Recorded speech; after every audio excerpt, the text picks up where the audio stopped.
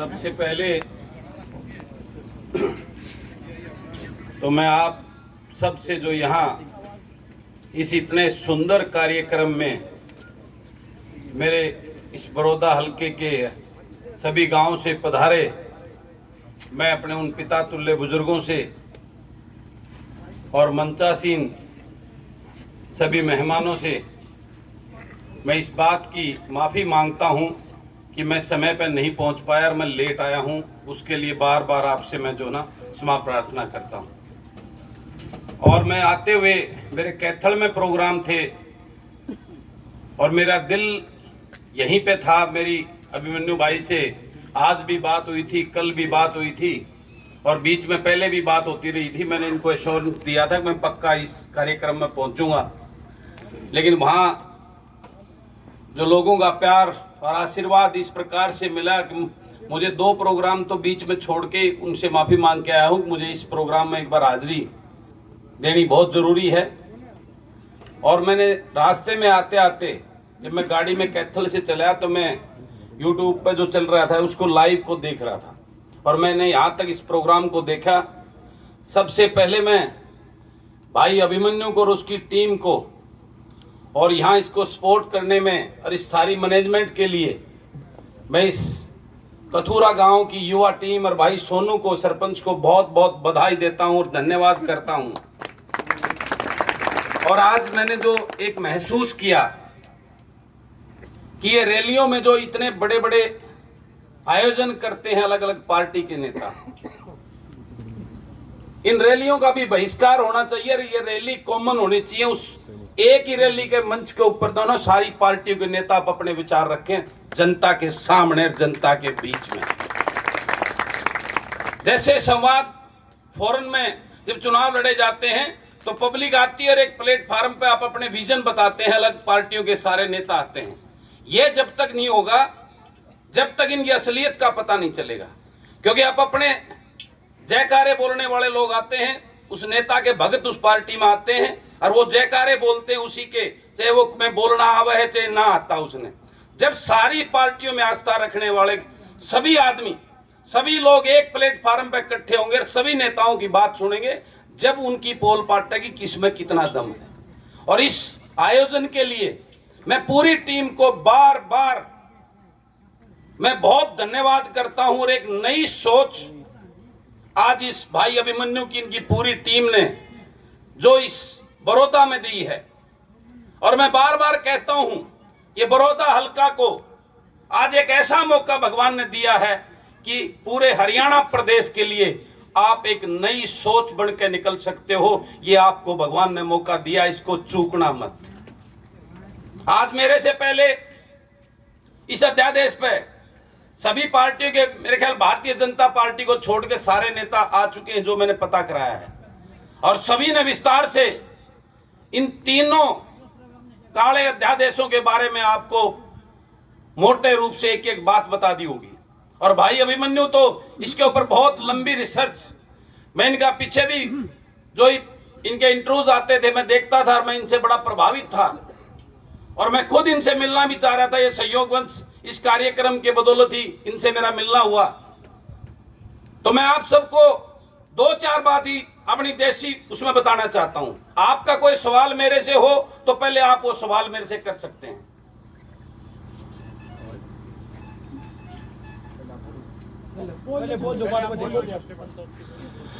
मैं तो यही बताना चाहता हूं, ये तीनों अध्यादेश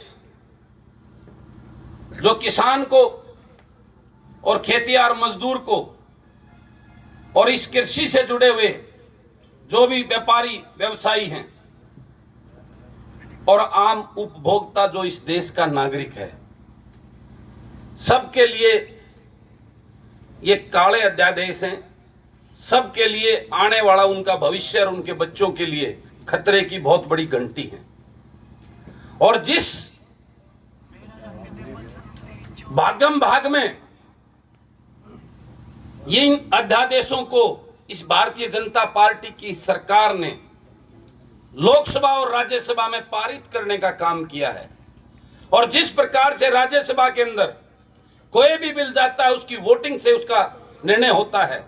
पहली बार ऐसा हुआ है कि राज्यसभा के अंदर मार्शल बुलाने पड़े और इसको बगैर वोटिंग के तालियां बजाकर जो ना इतने महत्वपूर्ण बिल को जो उन्होंने धक्के से पास करने का काम किया, ये सरासर लोकतंत्र की हत्या है।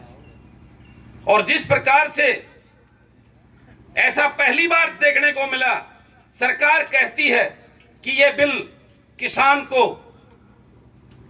उसके भविष्य को उज्जवल करने के लिए, किसान को खुशहाल करने के लिए, और किसान वो अन्नदाता कर्मयोगी सड़कों पे बैठ के चिल्ला रहा है कि ये काले कानून है, मुझे बर्बाद कर देंगे, मेरे बच्चों का भविष्य बर्बाद कर देंगे।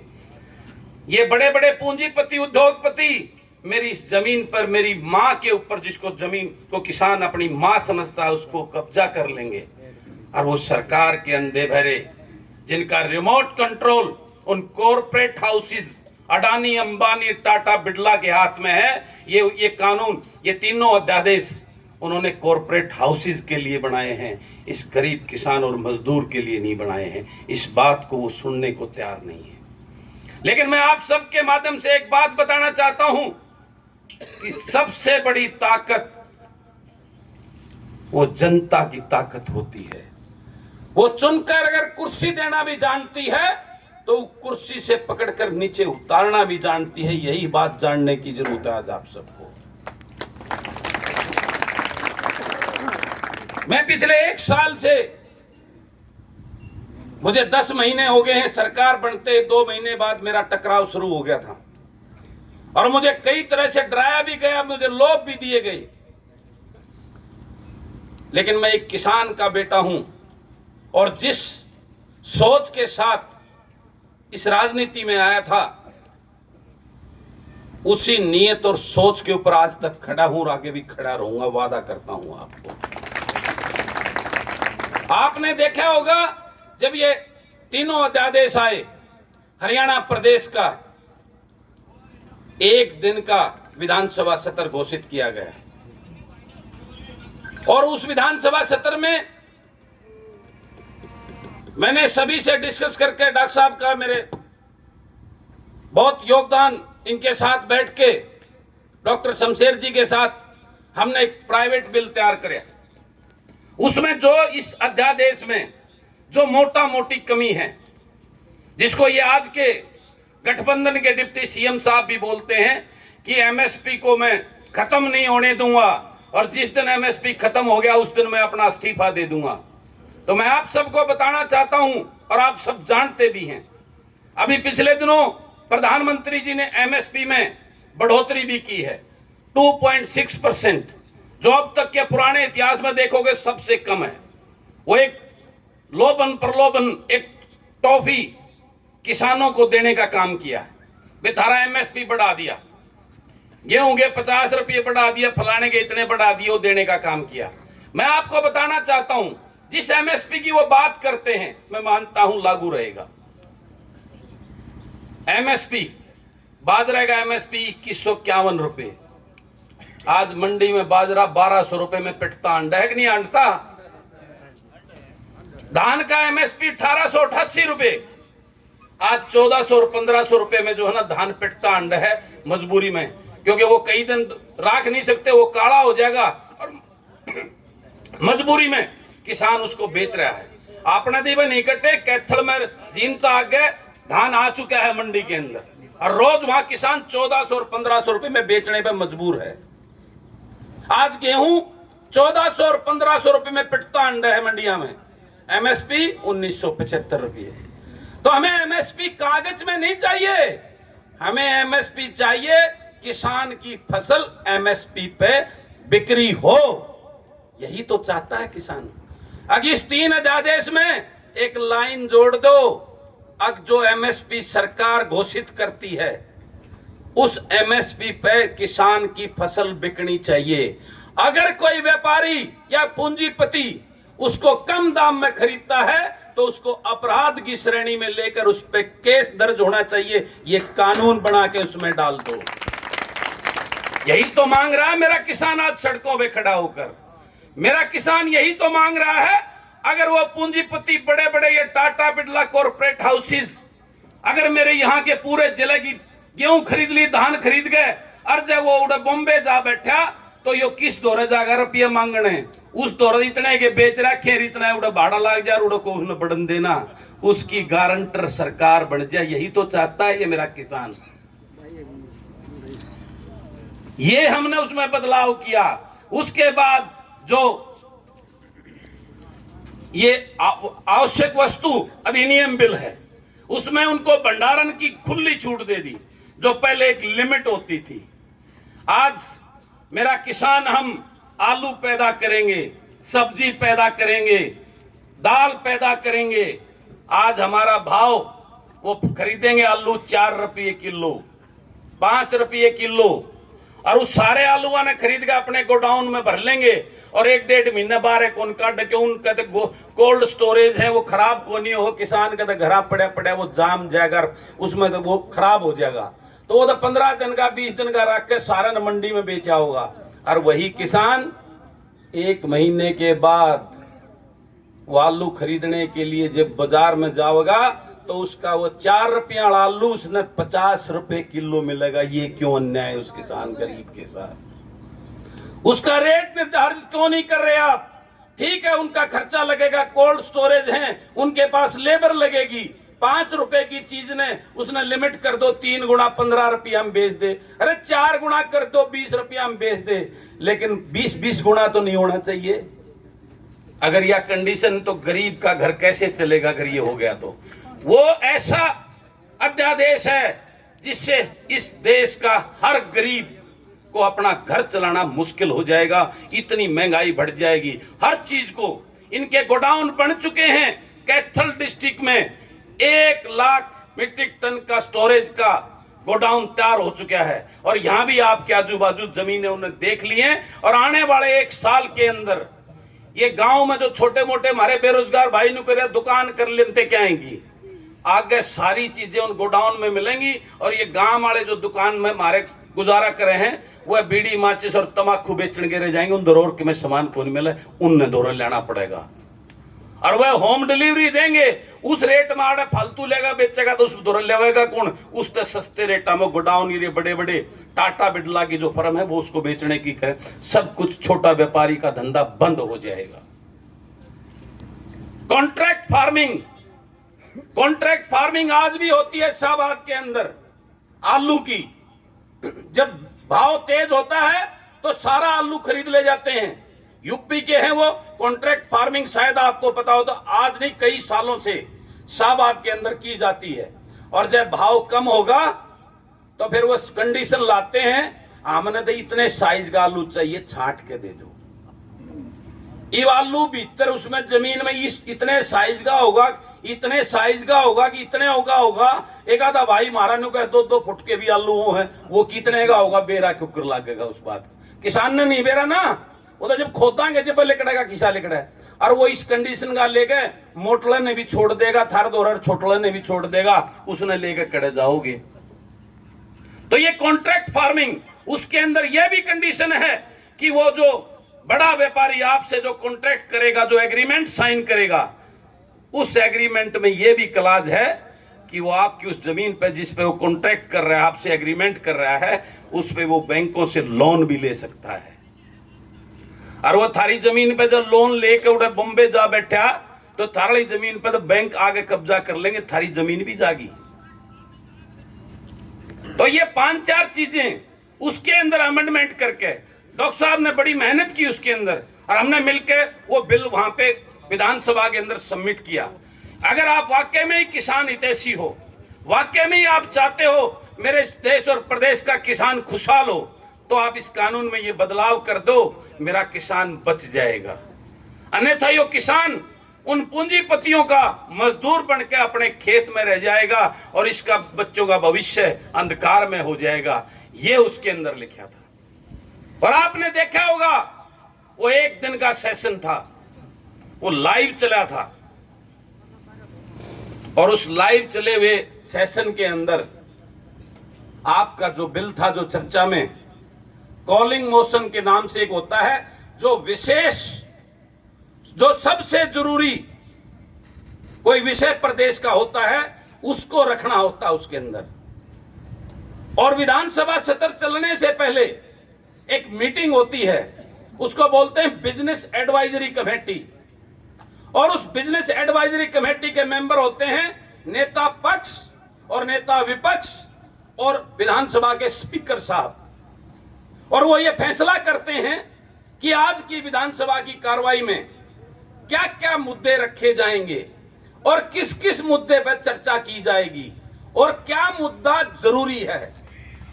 तो मैं आपकी जानकारी के लिए बताना चाहता हूं कि आपका मुद्दा जरूरी नहीं समझा गया वहां पर, उसको रिजेक्ट कर दिया गया और उस पर साइन नेता विपक्ष के भी हैं, नेता पक्ष के भी हैं और स्पीकर के भी हैं। और ये बाहर आकर जो बड़ी बड़ी दावे करते हैं, बात करते हैं आपको, हम किसान के साथ हैं, मैं धरती पुत्र हूं, मैं तो किसान का बेटा हूं, उन सब की असली बात मैं आपको बता रहा हूं। यहाँ हाँ, अपनी बात कर ले, यूपी वाले क्यों करें, अपनी बात कर ले। तो उस दिन विधानसभा के अंदर नेता पक्ष नेता विपक्ष, और उस दिन वो नेता पक्ष डिप्टी सीएम साहब ने संभाल रखा था और उन्होंने ये कहा कि कुंडू साहब हमने तो बेराए नहीं हो बिल भी आ लिया। सुना था ना, वो सुना था। और वो नेता विपक्ष जो बीच में आकर आपके बीच में ये कहता है मैं इसको लागू नहीं होने दूंगा, वहां एक शब्द नहीं बोला। और वहां पास क्या कराया बताऊं, वहां बिल पास किया गया टाउन प्लानिंग का। टाउन प्लानिंग का जो 75 का बिल था उसमें मॉडिफिकेशन करके चेंज कर दिया गया और बिल्डर को इतना बड़ा फायदा, जो बिल्डर चम्मन बिल्डर, बड़े बिल्डर जो गुड़गांव के फरीदाबाद के थे, जिनकी बिल्डिंगों को तोड़ने का आदेश माननीय सुप्रीम कोर्ट ने दे रखा था, उस सुप्रीम कोर्ट के आदेश की धज्जियां उड़ाते हुए उन्होंने वो टाउन प्लानिंग का बिल धोखे से पास कराया और उसमें उन सभी बिल्डरों को कम से कम 50,000 करोड़ रुपए के जो बिल्डिंग उनको जो है ना बचाने का काम किया। मेरे 1980 पीटीआई भाइयों के लिए बिल लाने का काम नहीं किया जो आज सड़कों पे घूम रहे हैं मेरे भाई बहन। मेरे किसान के लिए कोई चर्चा करना उचित नहीं समझा, जो मेरा किसान आज पिट रहा है सड़कों के ऊपर, मेरे बुजुर्गों को लाठियां भाजनी पड़ रही हैं, उसकी तकलीफ नहीं हुई। मैं पूछना चाहता हूं आप सबसे, कहां है वो किसान नेता, वो सत्य असत्य और बड़ी बड़ी धरती पुत्र होने की बात करने वाले? इस बात को आपको समझना होगा कि कौन आपका है, कौन पराया है। चौधरी छोटूराम को हम मसीहा मानते हैं। चौधरी छोटूराम जी ने एपीएमसी एक्ट जो मंडी हमारे लिए तैयार की थी, उनकी दूरगामी सोच थी कि मेरा किसान, अगर ये मंडी ये एक्ट पास नहीं किया गया तो ये मेरे किसान को मार देंगे। आज उसी चौधरी छोटूराम की सोच और उसकी नीति को, उसके कानून को ये लोग, ये चोर, झूठ बोलने वाली ये पार्टी उसको खत्म करने में तुली हुई है। ये आपको सोचना होगा। और ये सारे दूसरे नेता उनकी बी टीम बनकर उनके साथ खड़े हैं, बोलने के लिए नहीं। उसके लिए आपने याद करना होगा विधानसभा में उनका क्या रोल था। 10 तारीख को पीपली में मेरे किसान बुजुर्गों पे जब लाठियां बज रही थी, उस टाइम वो नेता कहां थे? 20 तारीख को मेरे प्रदेश के किसान जब सड़कों में थे तो वो नेता कहां थे?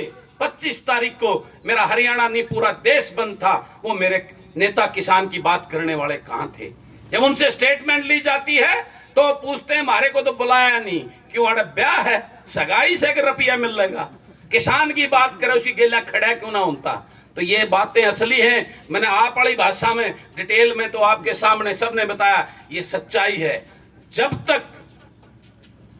तक ये मेरा किसान मजदूर कमेरा वर्ग अपने उस बेटे को, जिसको उस तकलीफ का पता हो, जिसको उस खेत में जो पसीना आता उस पसीने की खुशबू का पता हो, जब तक ऐसे वकील बनाकर आप विधानसभा में नहीं भेजोगे तब तक आपकी सुनाई करने वाला नहीं है। आज ये राजनीति को एक बिजनेस मान के करते हैं, घर भरने के लिए जो इस राजनीति में एमएलए मंत्री बनते हैं, इस बात को आपको समझना होगा।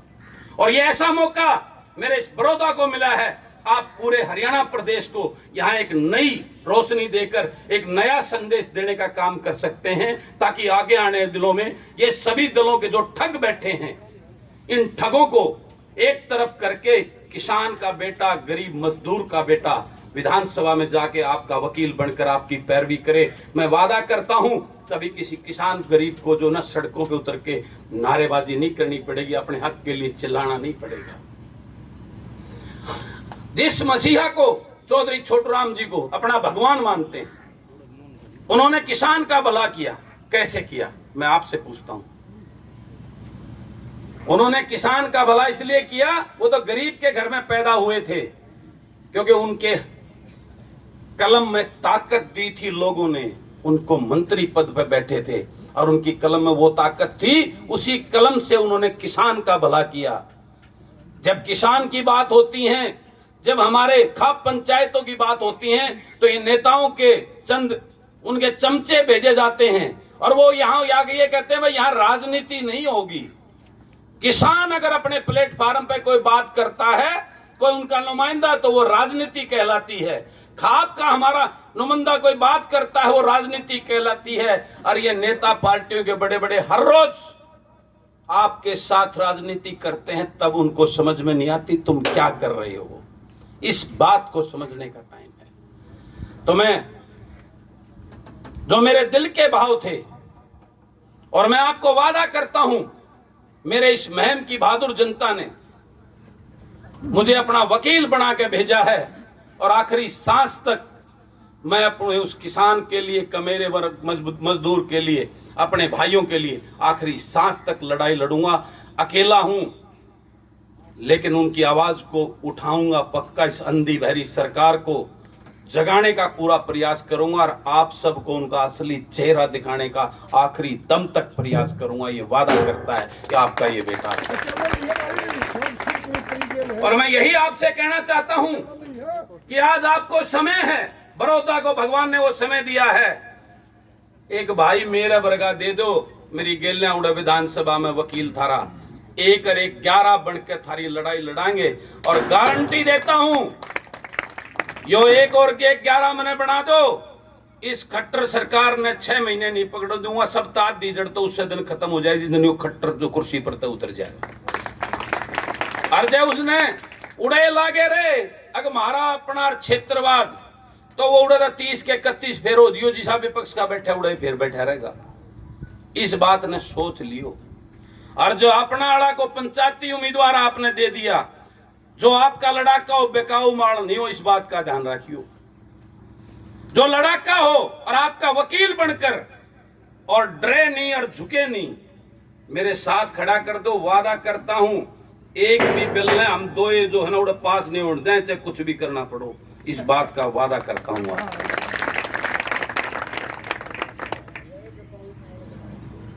तो बाकी तो सारे मेरे से पूरो सारी बातें इस एक्ट के बारे में भी, और इसमें क्या क्या संशोधन हो सकता है, और ये प्रदेश सरकार का चैप्टर है, प्रदेश सरकार के उसमें आता है। और प्रदेश सरकार चाहे तो ये यहां पे लागू नहीं हो सकता, लेकिन उसके लिए जब तक यो खट्टर बैठा तारिया बात बने कोनी। इस खट्टर की टांग खींचांगे जब वो भी काम जब हो।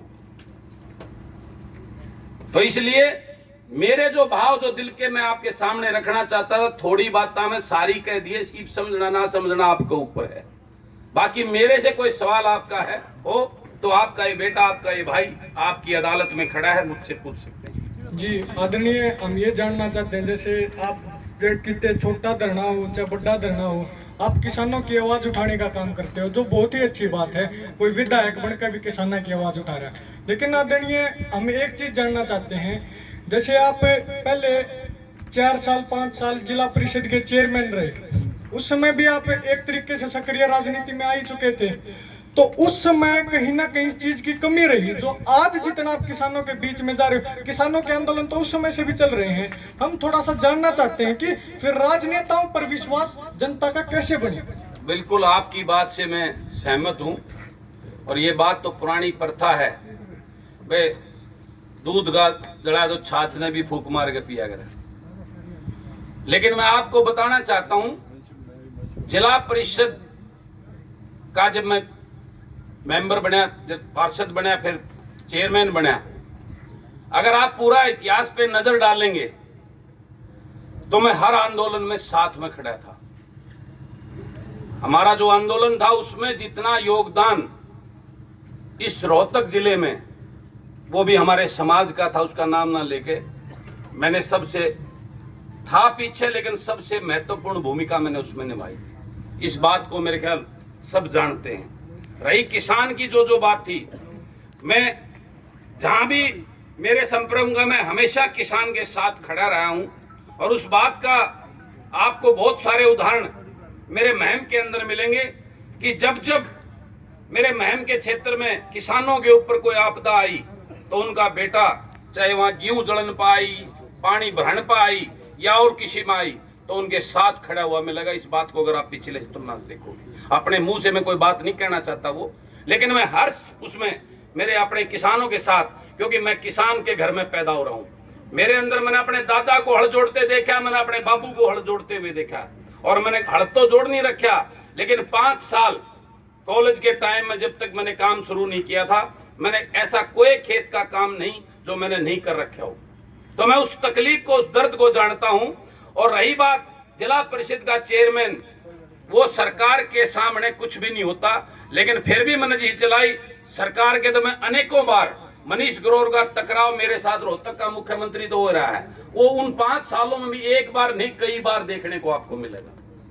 इसको मेरे ख्याल आप सब नहीं तो कुछ जरूर मेरे युवा साथी भाई सोशल मीडिया पे इन्होंने देखा होगा, वो चीज पिछले दिनों की आपको पता लग जाएगी। देखिए आदरणीय, हम एक चीज और जानना चाहते हैं। जैसे कुछ दिन पहले हम देखते थे, सभी देखते थे, आप लड़कियों के लिए बहुत अच्छा काम कर रहे हो, आप बस चला रहे हो, आपकी बसों पर बीजेपी के पोस्टर होते थे, और जिनके खिलाफ आज आप खड़े हो, मनीष ग्रोवर जी का भी फोटो उनके ऊपर होता था। आप किस तरीके से मतलब इस चीज को देखते हो? बिल्कुल मैं आपकी बात से सहमत हूं, और उस बात को मैं कबूल भी करता हूं कि इस चुनाव से 6 महीने पहले मैंने पोस्टर बदलवाए थे। पहले मनीष ग्रोवर का फोटो नहीं था, लेकिन मेरे को किसी पार्टी के उन्होंने कहने से मैंने उसका फोटो उस पर लगवाया था। लेकिन मैं आपको ये बता दूं, उस टाइम पे एक छोटे स्तर का, हर छोटा से छोटा आदमी, विपक्ष का भी आदमी, मैं कांग्रेस के मेरे बुजुर्गों से, इनलो के मेरे बुजुर्गों से मुंह से ये सुनता था, अगे वो खट्टर तो ईमानदार है, पर बाकी सारे बीजेपी वाले चोर हैं। क्या करते कि ना क्या करते, ताऊ बताओ, क्या करते ना? उसकी लांगड़ किसने काटी फिर बने पाछे? हरदा ही दिखाया ना उसका असली चेहरा भी, फिर मैंने दिखाया होगा, दिखाया कि नहीं दिखाया? मैं मानता हूं। उसके बाद अगर मेरे पास लेकिन 6 महीने पहले उस मनीष का मजबूरी में मुझे कहा गया था, और बता दूं, मुख्यमंत्री ने कहा था, मैंने वो टिकट के लालच में काम करा था। इतना तो मैं दोषी हूं, मैं मानता हूं, इसका तो कबूल करता हूं।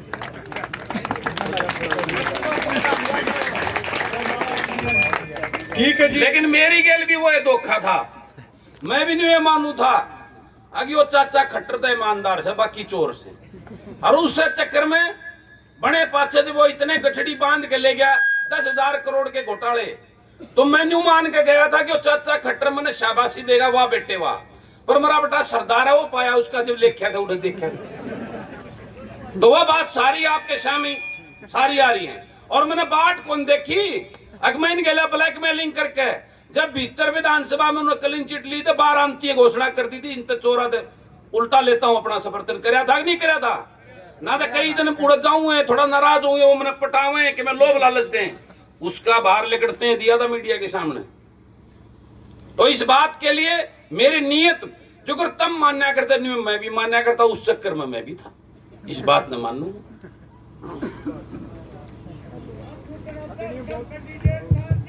आदरणीय बहुत बहुत धन्यवाद आपका। मैं एक वादा करता हूं आपको, कैंडिडेट आप दे दो, उसका चुनाव जब बेसिक रुपये घाट हो तो उसने मैं लड़ दूंगा, इस बात का वादा करता हूं। आदमी तुम दो, आदमी तुम दो, या सरकार रुपया वाली है, वो पूर्व मुख्यमंत्री घने रुपया वाला इन तभी उन्हें रुपया खातर उसमें चुनाव नहीं आने दूंगा, उसी गेल खड़ा होकर लड़ूंगा। बहुत बहुत धन्यवाद आदरणीय। उसके लिए मैं वादा करता हूं, उसका साथ देगा, उसके कंधे से कंधा मिला के उसका चुनाव लड़ूंगा आपके साथ। आदरणीय आपका बहुत बहुत धन्यवाद। लेकिन हम ऐसा सोचते हैं ना, तो हम इस पंचायत के माध्यम